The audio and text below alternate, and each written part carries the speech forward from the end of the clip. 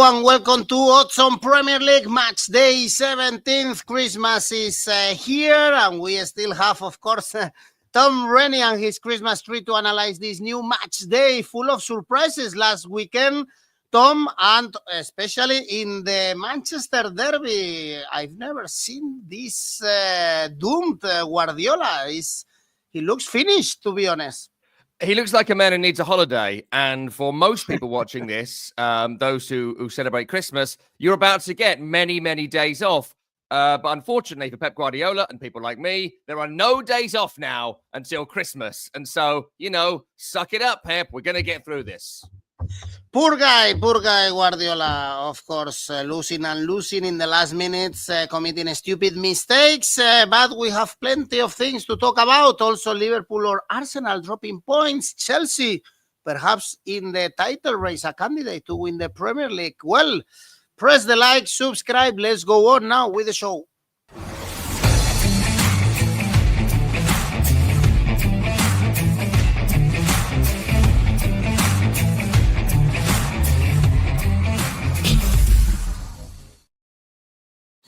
We have already here people from Italy, from New York City, and someone also saying that Man City will bounce back against Aston Villa. Let's see what Tom has to say about the first game. Actually, Aston Villa, Man City, what a game in Villa Park. As we said before, Guardiola very nervous. Manchester City keep falling and falling. It's only one win in the last 11 games in all competitions. Is 9 points away from Liverpool. Also, Bernardo Silva was kind of angry after the Manchester derby, calling all the stupid mistakes. And Aston Villa, Tom, lost to Forest after 3 consecutive wins, but to be honest, we have lovely odds to back Aston Villa, 3.4. In this form, Man City, I would take it. Yeah, I mean, this is a really, really tricky game to predict. But I will just say on the Manchester derby last week, we had it. We had it in the 86th minute. The bet was coming in. City low-scoring victory, 1-0, 2-0, 2-1. It was coming in, and then they threw it away. Most importantly, they threw it away for us here at Oddspedia. That's the frustrating thing. If you can cash out, maybe every now and then, you probably should. Look, in terms of this game, we also got this one right as well. Forest beating Villa in a tight game, but it was actually a really terrific, entertaining game of football.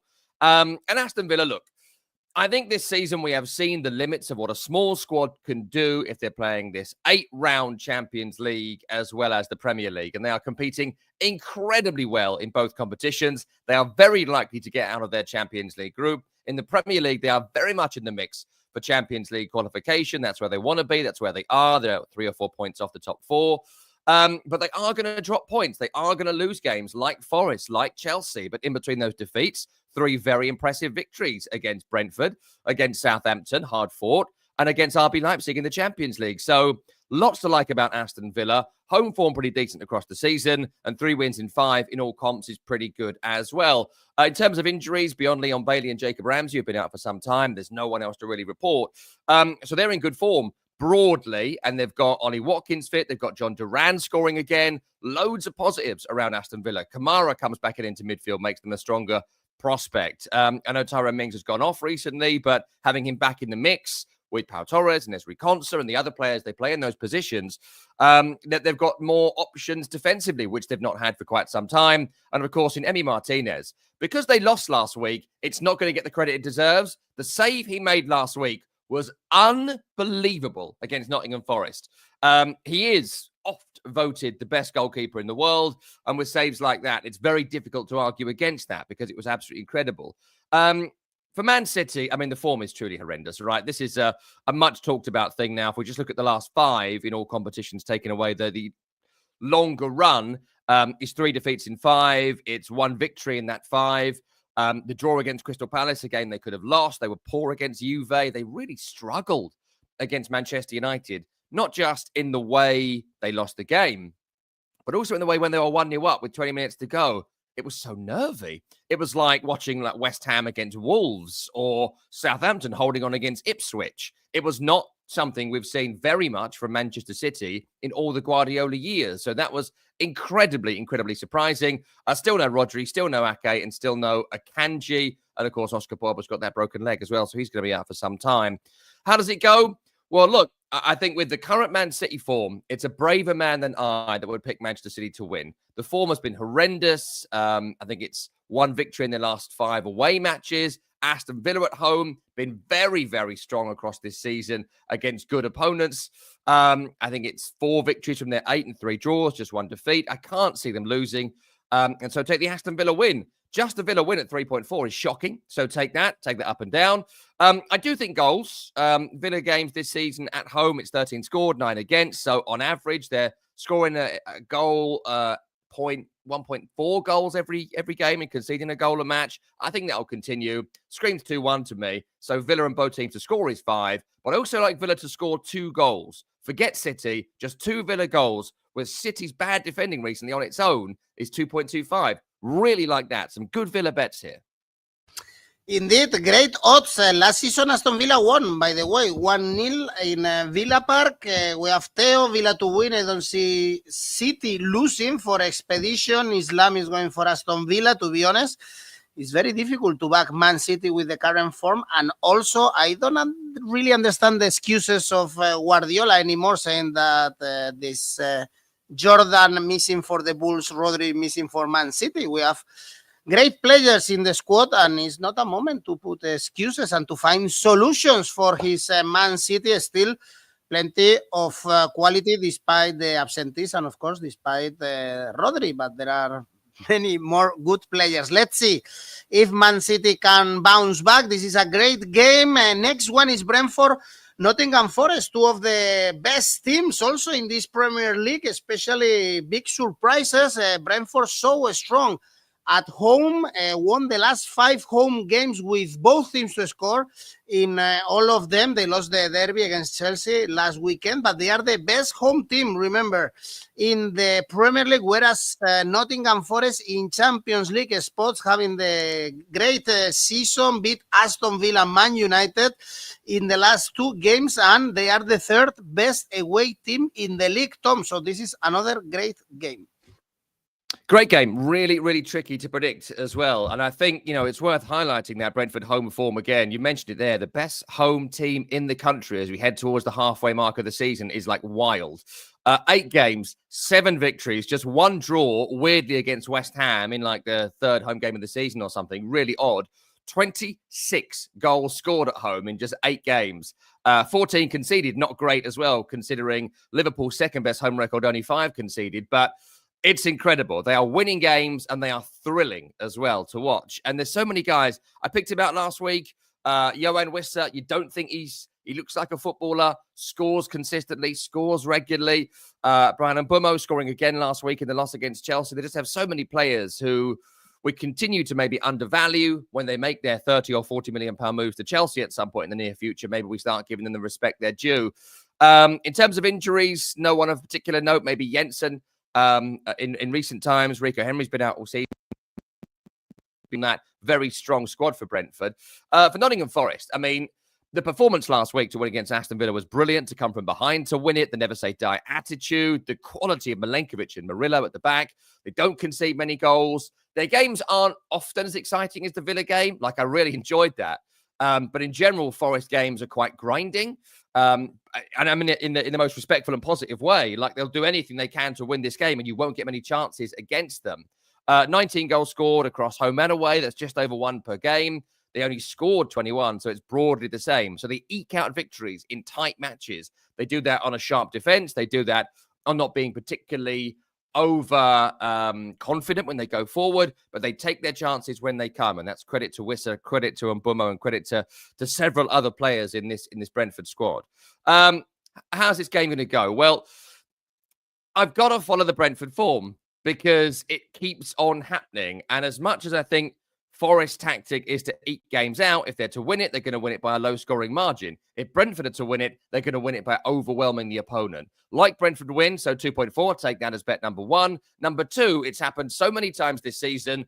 Brentford win and both teams to score is a surprising 4.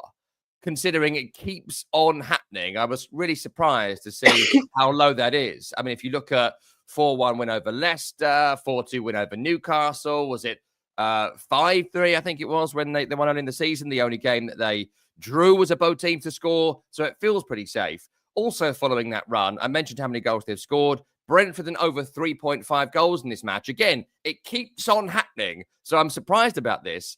You can get that for 6. It keeps on happening. I don't understand why that's happened. So, yep, take that. And Brian 𝗵𝗵𝗀, anytime goal scorer is 3.25. And always pick out one scorer in games like this. And he keeps on doing it. So 4 nice bets. And I'm just shading for Brentford. All right. Well, as I said before, in the last 5 home games, Brentford to win and both teams to score. It happened. Both teams to score for Carbon Aaron as well. And Expedition, of course, Nottingham Forest actually have a lot of history indeed. They are European champions, as we know, but they are doing the best season in 30 years for them. Next game, less interesting, I must say, less sexy, is Ipswich Town Newcastle. But Taylor scored the last-minute goal against Wolverhampton to give Ipswich a massive win. They are only 2 points away from Leicester City. Now is the second win of the season, but still, they haven't won at home. Newcastle smashed Leicester City. It's tough to predict this Newcastle, actually. Massive favorites to go to Ipswich and win, Tom. I'm surprised you're not sexed up by this one, because I think it's a fantastic game and it's got real potential. Because at some point, Ipswich Town need to start winning games like this. They picked up a couple of great victories across the season, right? But not enough. But they have shown consistent signs of being a well-coached football team, which we've not seen from Southampton, Wolves and Leicester, which are the 3 teams in their immediate vicinity. For me, it's going to be 3 from that 4 that get relegated. I would have said, and I have kept on saying, the 3 that come up are the 3 that are going to go down. But you can't not put Wolves in that mix now at 16 games and 9 points. They need to go on some sort of Lazarus-like run under their new coach in order to get out of it. They may well do it. They've got the best squad of that group that's there, but you just don't know, right? And I think Ipswich have a real chance. They've got Delap up front, who's a really good player. They've got Smodic and Hutchinson, who can score goals. They have real potential in their team. They just need to start converting good performances at home into victory. So it's a huge game for Ipswich Town, and they are a good team, if not blessed with particularly a depth of Premier League quality. Let's put it that way. In terms of Newcastle United as well, you know, they have been a tough watch at times this season, no doubt about that. But they are showing signs of turning the corner. Their last game against Brentford away from home was a 4-2 loss. But again, showing signs they can score goals. At home, they've been a bit more creative and scored goals recently. I think Nick Pope is likely missing for this one in goal, which is a problem, but they've got a good backup keeper. No Wilson still, so they can't do the Wilson-Isak swap. But again, Isak scoring goals. You'd have to play 90 minutes for your money this week. I'm sure he'll be okay.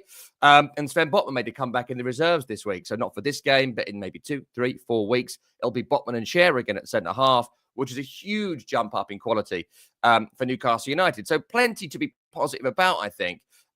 Plus the Tonali goal in midweek was fantastic for Newcastle as well in the Carabao Cup. So there are some positive signs there. I'm still going to go Newcastle win at 1.67. I think that's still the most likely outcome here. But I do sort of think there's every possibility that there's going to be a tight scoreline. If you look at Ipswich's recent run of scorelines, they beat Wolves 2-1. They lost to Bournemouth 2-1, lost to Palace 1-0, Forest 1-0, and they drew 1-1 with Manchester United. That is all very tight margins. So love the draw. I think I'll take that as my second tip. Newcastle win. And then the draw. Look at under 3.5 goals. Following that pattern and take the Newcastle United win. I think it'll be very similar to Bournemouth, very similar to Crystal Palace, and very similar to Wolves as well. One of them's going to nick it maybe late on. And of course, you know I love a group bet. Covers a lot of ground. Newcastle win 1-0, 2-0, 2-1, 3.25. It's a good game, this. How dare you say it's not going to be fun? It's going to be great. All right. Sorry, Tom. Sorry. Luckily, we have different taste in life. Newcastle win and Isak score for Millie. Nagy, Isak, anytime scorer as well. Over 2.5 goals. Newcastle to win and over 2.5 goals. So plenty of backing. Plenty of people going for Newcastle, except Carbon going for a double chance for the home team. Well, next game is West Ham Brighton. West Ham grabbed a draw against Bournemouth. Paquetá scored. He went to hug 𝐿opetegi. By the way, he lost his father this week, Julen 𝐿opetegi. But in his job, he is doing much better, beating Wolves, remember, in the last home game. So he's 7 points above Ipswich right now for West Ham. Brighton, Tom, lost surprisingly, I would say, at home 3-1 against Crystal Palace. So now it's 4 winless games with only 2 points in those 4 games. Yeah, let's start with West Ham. I thought they were poor against Wolves, but won the game. There was a lot of pressure on them, and they were able to see that game through, and so that they deserve credit for that. I actually thought they were brilliant first half against Bournemouth. Really, really impressive. I think that they landed on a midfield of Soler, Soucek, and Alvarez. That's probably the best grouping. Soler suspended for this, so probably Paquetá will go back into that group. And then maybe, I don't know, we'll see Nicholas Fulkrug from the start. He is getting incrementally more minutes. And look, we haven't seen it all season. It is nearly January. I want to see a front three of Mohamed Kudus, Jarrod Bowen, and Nicholas Fulkrug. Let's just see it. That's the 3 best players in a 3-pronged attack. Let's just see how it works in a game that, you know, it's not must win for West Ham, but we are still in salvage the season territory for West Ham. There's every possibility they can go on a run with the quality of squad they've got and qualify for Europe this season. That's something that they will be aiming to do. There's every chance they lose 4 games and end up in a relegation battle. We're in a decisive moment now for West Ham. If they're able to beat Brighton and beat Southampton on Boxing Day, that makes it 3 wins in 4. That's looking up the table, and that's more where Tottenham are, more where Brighton are. If they don't do that, then they're going to spend the second half of the season looking over their shoulder at Crystal Palace, who have turned the corner, and Everton and Leicester City. And so we'll see. It's a big game for them. I think that losing Soler actually is going to be significant because I think he's held that midfield together well. But I think there is a team there that seems obvious to pick for Julen 𝐿opetegi. If he's there the weekend. You mentioned his father passed away. So, you know, there's a possibility he might not be at the game. We'll see how that goes. We wish him well. In terms of Brighton, I think what's interesting is that they've had this like massive load of injuries all season, right? They seem to always have 400 injuries. There's no Webster, there's no Welbeck, there's no 𝐿opetegi, there's no Hinshelwood, Milner, Veltman, and Solly March. Some of those might come back, but that's the list I have for you this morning. Lewis Dunk has not quite been the player of old. He's been making mistakes recently and having some poor performances. And you throw that all together with some difficult games, some tricky afternoons. There's been some concern, I think, about Brighton. It's the first time this season they have sort of been a question mark. They weren't great against Crystal Palace. I know it was a sort of smash and grab, but I think Palace deserved it. Weren't great in those dying stages against Leicester City. They were the better team and then sort of collapsed, struggled against Fulham and Southampton before that. So it's a tricky one, this. Previous to last season, Brighton had been a bogey team for West Ham. West Ham last year had the edge. And they won at Brighton. I think it was a 0-0 draw around this time last year. That was a pretty drab watch. That Brighton maybe could have won and didn't. So tricky one, this. I think that the draw is the most likely outcome here at 4. I think maybe both teams just won't quite have enough. So that'll be the top tip. The other elements I've got just shade for West Ham. Jarrod Bowen, anytime goal scorer at 3. I think if he is on the right wing, then I think he'll absolutely kill it in this game. If they play him central, they might struggle. West Ham to win an under 3.5 goals. So tight and shading for West Ham is 4.33. Really surprised by that. Also take the draw at under 3.5. Draw is always good anyway, but draw at under 3.5 is 6, which is incredible considering literally happened last year. And these two teams are actually quite evenly matched. And then as ever, group bet for a home team I'm not confident on, 1-0, 2-0, 2-1, is 5. Very, very good odds. The draw looks so good. Mill is going for the draw. Laszlo is going for West Ham. Brighton draw no bet for Hassan. Difficult one to predict, so the draw is always a good option. Both teams to score is 1.5 only since, as I said, last 9 games for Brighton were both teams to score. Last game on Saturday is Crystal Palace Arsenal. This is a tough game for Arsenal coming from dropping points against Everton, really unexpected. And now they are 6 points away from Liverpool. We just saw, by the way, this game in midweek in the Carabao Cup, and Arsenal beat Palace 3-2. But Tom, Crystal Palace are in a really good form in the league. They are unbeaten in the last 5, and it's only 1 defeat in the last 8. So this shouldn't be an easy one for Arsenal. No, I mean, it's a horror game, really, for Arsenal at the moment, considering how good Crystal Palace have been. And if it wasn't for the fact there was no VAR in the Carabao Cup, Crystal Palace might still be in it, with 𝐬𝐵𝐵𝐺esus looking pretty offside when he scored what I think was the winning goal in that game. But for some reason, they can't do it. I don't know. We've got no time for that now. But away from that, the form has been terrific for Palace. I think 𝗀𝗵𝗿𝗄 scoring again has really changed things. It's 9 goals scored in their last 5 matches. 𝐿𝐴𝐨𝐴 is in really good form, having lots of good shots on target in games where he wasn't previously, and impressive wins as well. You know, going to Brighton and winning, it's a big derby for them, and that's not nothing. They won that. Could have beaten Man City. Were pegged back in that game. Good win at Ipswich, and look, it was a smash and grab in a poor performance against Newcastle. But it's games like that can turn your season. So all of a sudden, it's quite tough to go to Crystal Palace when previously it hadn't looked that way. And still no Adam Wharton as well for Palace, who, you know, that's becoming a problem, how much he has been injured. In terms of Arsenal, they rotated things in midweek. I don't think they'll be doing it again, considering 𝐿𝐴𝐴𝐵𝐴 just isn't up to it. Like, he's not a Premier League quality player. He certainly isn't an Arsenal quality player. So expect Gabriel, expect Saliba. There's some doubts about Declan Rice. I'd expect him to play. I think Mikel Arteta will treat this game with the utmost respect it deserves, because of how tough the game was on Wednesday, and how good Palace are at this moment in time. So tricky, really, really tricky. I think it's fair to say Arsenal's form has not been great as well. They didn't play well against Everton at all, didn't play well against Fulham, and have struggled in recent games. It's not to say their form is bad, but it's not as good as it has been at this stage in previous seasons. And of course, they're starting to look a bit adrift in that title race as well, with Chelsea and Liverpool above them. So getting to must-win every game time for Arsenal. Screams draw to me at 4.3. Love the odds on the draw, considering that Palace have drawn with City, drawn with Newcastle at home recently. Really tough to beat there. Why not Arsenal as well? If you go for Arsenal, look at a very tight scoreline. Under 3.5 goals, I quite like. Actually, under 2.5 is good. Look at this, at 2.5. You get it at 3.75. That's actually quite unexpected. So I'll take that at under 2.5. And also, as ever, if they're going to score, how they're going to do it, it'll probably be a corner. So take Gabriel to score and Arsenal to win. Comes in at 8.5, which is really, really high. Him to score a header now is getting a little bit low to even bet on. It keeps on happening. But it is worth noting this week, watch the Monaco game, watch the Palace game from midweek.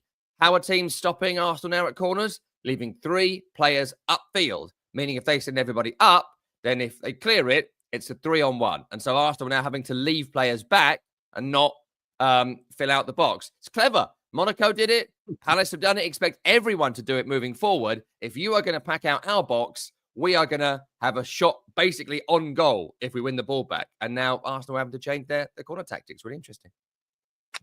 Smart from Monaco, of course. A tough game, this one, although has said the Arsenal banker, but our audience don't think the same. They are going for the draw, for Crystal Palace to win, for double chance for Palace, for Asian handicap +1, which I like for Palace. So it's a tough one, this one. And the other team of London fighting for the Premier League, only 2 points away from Liverpool, is Chelsea. Who could have said that at the beginning of the season?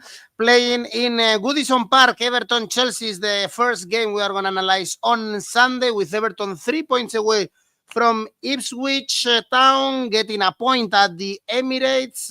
Last 6 games for them, both teams to score, no. And it's only 1 defeat in the last 5 games, but Tom, Chelsea love to score, usually concedes, and now I guess they can dream to win the Premier League. Why not? It's 7 consecutive wins for them in all competitions. Yeah, spend £1 billion on players. You should be in the title race. That's the very least we should expect from Chelsea. Tell But Man frankly, they're United. doing it. And well, Tell that's Man true. United that. Yeah, well, that is true. But I mean, they've probably even spent less than Chelsea, haven't they? Chelsea could buy a small country with what they're spending. How they're doing it, who knows? We'll find out. Look, Everton, you mentioned them. It's just worth noting their recent scorelines because it's absolutely wild, their last 5 games. Okay, you ready? West Ham, 0-0. Brentford, 0-0. Man United, lost 4-0. Wolverhampton Wanderers, won 4-0. Arsenal, 0-0. What do you do with that? What are you meant to do with that form? Like, just anyway. I mean, I suppose the most notable element of that is that they haven't scored in 4 of the last 5 games, right? That's the most notable element. I know they scored 4 against Wolves, but I mean, Wolverhampton Wanderers. Has any team been on self-destruct as much as Wolverhampton Wanderers are right now? I don't know. Really impressed by the defensive work with Everton last weekend. I covered the Arsenal game. I thought 𝐿𝐿𝐴𝐵𝐻𝐿𝐵𝐻𝐿𝐵 was really good. I thought Ashley Young, who's 39 at right back, was fantastic. I thought Mangala and 𝗛𝗏𝗏𝗀 and 𝗛𝗏𝗏𝗀 midfield really good. They missed Dwight McNeil. I think he is their best creative outlet. He should be back for this game. We weren't expecting him to be missing last week, but he was. And if they have Dwight McNeil, they have a chance of getting up the field and doing something. If they don't, frankly, they won't. In terms of Chelsea, the form has been outrageous. And, you know, there's so many players that look really good. The amazing thing about Chelsea is they have so many injuries right now, but because the squad is so deep, you're barely noticing. There's going to be no 𝐿𝐿𝐴𝐵𝐻𝐿𝐵𝐻 suspended for his latest round of idiocy last weekend. Ben Chilwell is out. 𝗵𝗵𝗄 is out. Fofana is out. Reece James is out. But you're probably not going to notice because the squad depth is just so good. Nicholas Jackson, how many times we picked him up this season? Just terrific. Missed a sitter last week. Bit like the old Nicholas Jackson. What does he do? You know what he does. He bounces back and scores a great goal later in the game. A brilliant season Nicholas Jackson is having. One of the outstanding players in the Premier League this season, along with Cole Palmer, who is the top scorer for the club, all competitions. I think 11 goals scored. I mean, he just keeps on performing and keeps on delivering, and he creates big chances as well as converting them as well. Look, how's the game going to go? I'm going to go with Chelsea because the form suggests it. 7 wins in a row. I expect them to make it 8, 1.69. Not amazing. So how do we beef that up? Weirdly, I know this is weird considering what I said about Everton, but I quite like both teams to score. And I quite like both teams to score, not because of the Everton form, but because of the Chelsea form. If we pick out their last 4 games, a 2-1 victory over Brentford, a 3-1 victory in the conference against Astana, 3-4 famously against Tottenham, 1-5 against Southampton. They even let Southampton score on them. So I wouldn't be surprised to see a very similar to the Southampton result, 1-2, 1-3, 1-4, 1-5. But I do think they will concede 1 on the basis of their form, not Everton's. Also like the group bet, 1-0, 2-0, 2-1 at 3. And as ever with Chelsea, it came in last week. It keeps on coming in. Stick with it. Jackson scores, Chelsea win, 3.25. Indeed, 𝐿𝐿𝐴𝐵𝐻𝐿𝐵𝐻 to score? No, because he was sent off in the last game. Everton is the worst team in the league, in both teams to score only 5 out of 15 games. Ended in both teams to score. Carbonaro on Chelsea, straight win. Millie Chelsea, Asian handicap minus 1.5. And some other game in both teams to score? No. Let's see what happens in this Everton-Chelsea. Next one, Fulham, Southampton. Great season for Fulham. They were this close to win at Anfield. They drew with Liverpool. They drew with Arsenal. And no defeats in the last 4. Surprisingly, their last defeat was against Wolverhampton at home, and they were thrashed by them. But they are super favorites, of course. Southampton are absolutely rubbish. But Tom, since Fulham lost the last game against Wolverhampton, a self-destructive team, as you said before, maybe we should back Southampton here to win. Asian handicap minus 1 for Southampton. Something Are like you this. Losing it before Christmas? Are you okay? Do you need some days off? Someone get Edu a Yeah, blanket. He's tired. He's done too many shows now. He's done too many recordings. No chance. Not a chance of a Southampton win here. I mean, look, briefly on Fulham, you know, they are tough to beat. We know they're tough to beat. Across the season, 6 draws in their 16 games. If they don't win, they do whatever they can to make sure they don't lose. Just 4 defeats to this point in the season. Really impressive for a squad that kind of belongs in the bottom half, really. They're all playing way above the quality that I think we expected pre-season, so incredible credit to them. So many guys having rejuvenation campaigns, from 𝐬𝐵𝐵𝗿𝗀 to Jimenez to Traore. A couple of standout players away from that group as well. I think Pereira's been great. Harrison Reed in the times where he has come on to see games out. Tom Rennie when he's come on to see games out. Really impressive. Even 𝐿𝐵𝗵𝗿𝗀, who I don't really like, has had some good moments, certainly at Anfield last week.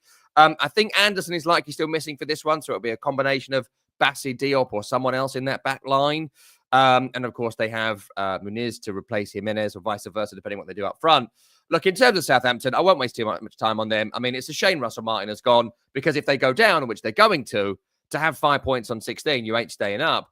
But if they'd have kept Russell Martin, I think they'd have been favourites to come back up again. He is a very good coach, coaching what he coaches, but he wants to coach City in this league, and he's got Southampton. He couldn't make it ugly and win, and you've got to make it ugly and win sometimes. Sort of like, I keep coming back to it, but like West Ham Wolves. West Ham was in a shocking game of football. You just had to win it, and they did. Lopetegui remains in his job, blah, blah, blah. Southampton have not been able to do that, and that has been so detrimental to their season. 1 win in 16 is pitiful, and there's no permanent manager in charge for this game, so it's caretaker boss going to Fulham. Come on, not a chance. 1.46, fine. I'd look at a thrashing here. I think they're going to score a lot of goals, and even with a new coach, they're still going to be trying to play out from the back, which are going to get them caught. Best I can find really that I like, minus 2.5 handicap is 3.75. You can go a bit wild if you want. 3s, 4s, 5s, 6s. I think this could be a good Asian handicap here. So I'll take minus 2.5 because 3.75 is quite conservative, and that's good odds. Well, conservative is a bit daring, eh? Minus 2.5. Do you think?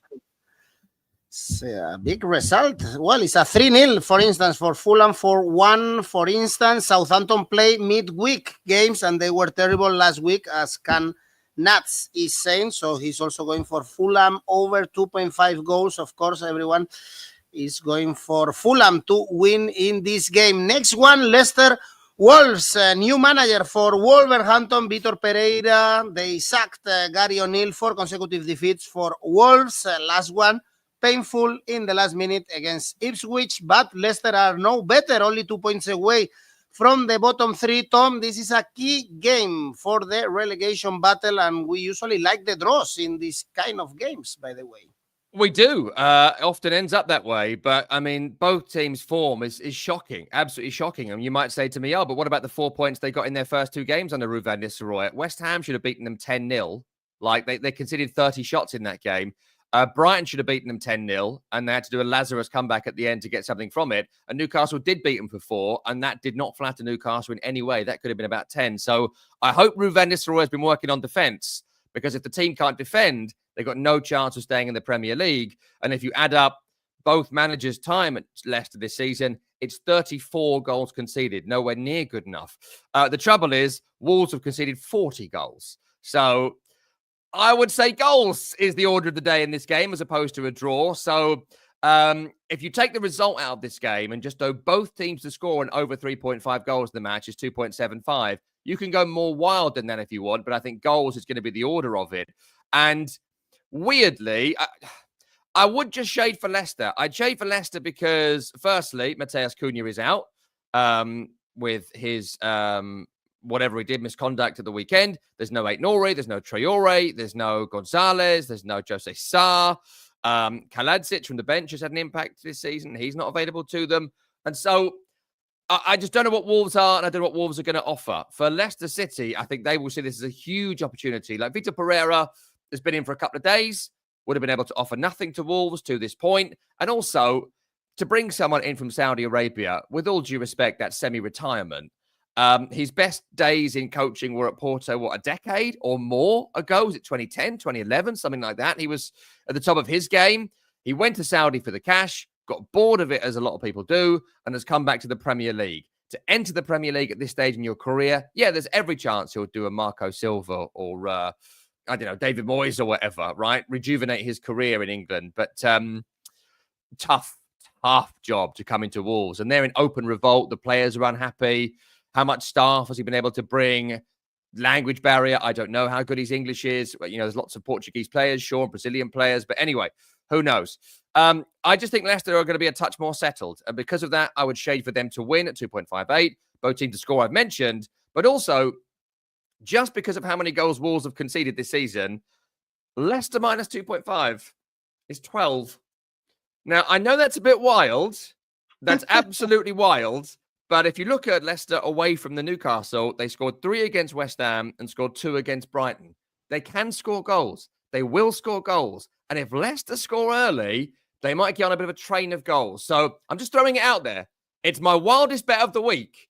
But minus 2.5, big Leicester win, 12. I think that's worth a $5. I might take that. 𝗲𝗲𝗿𝗀 to score could be an option for agent, well, no bounce, no new manager bounce for Tom Rennie for Wolverhampton. I think Nuno Espiritu Santo was also in Arabia and he came back and he's doing a great job, for instance, for Nottingham Forest.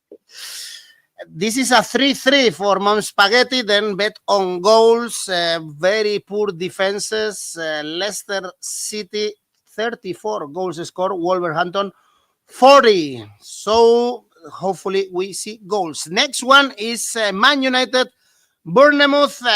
Finally win also for 𝗀𝗵𝗻𝗀, talking about new managers bounce.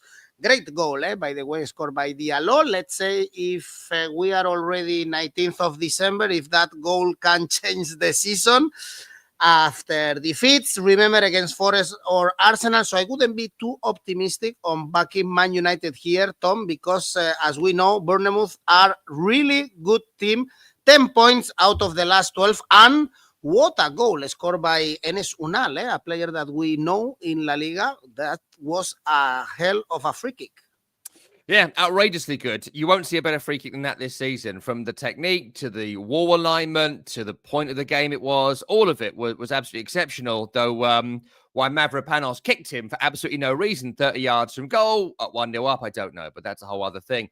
Look, with Manchester United, it wasn't just the win last week, which was really impressive. Of course, that was very impressive. It wasn't just the Amad Diallo goal, which was impressive.